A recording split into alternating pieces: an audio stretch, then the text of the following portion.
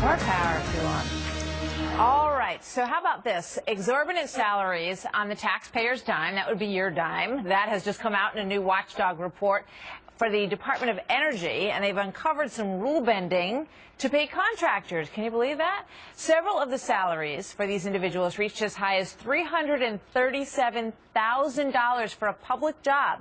It's 82% higher than the market rate. That's sort of the number that they're supposed to hover near as a guideline for these jobs. And finally, a recent decision approved total executive salaries up to nearly $3.5 million for 10 jobs to a contracting group. So John Fund watches these things very closely, columnist for the National Review. Good morning, John. Good to have you with us today.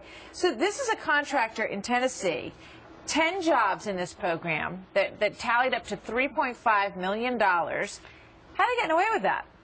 Well, the Inspector General told them to stop. Yes. They did. Waved the big finger in their face, and what did they do? They stopped, and then they reinstated everything as before. In other words, you can't end this program. And this comes on top of last month's revelation that the head of the Sandia Labs in New Mexico, energy facility there, is making $1.3 million a year.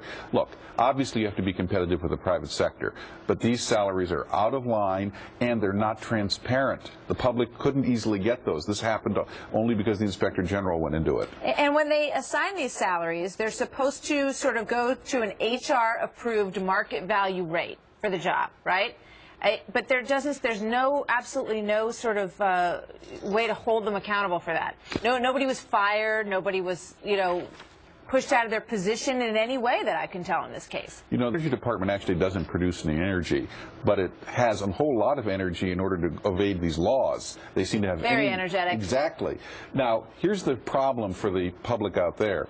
At the same time this is happening at the Department of Energy, in very critical areas like air traffic controllers, we are furloughing, laying people off, which will lead to all kinds of aircraft delays. This government is a complete mismatch. On the one hand, we're overpaying over here. On the other hand, we're basically telling people to stay home when the traveling public is hurting. So how does a sweet deal like this happen?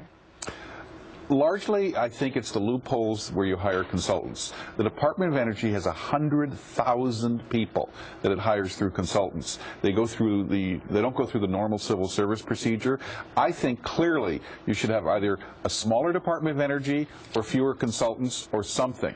Clearly the Department of Energy, I think, look, we need them to maintain our nuclear arsenal, but we don't need them to produce energy. They don't. 100,000 individuals. John, thank you, as always. Thanks. Good to have you here. One of the largest cities to file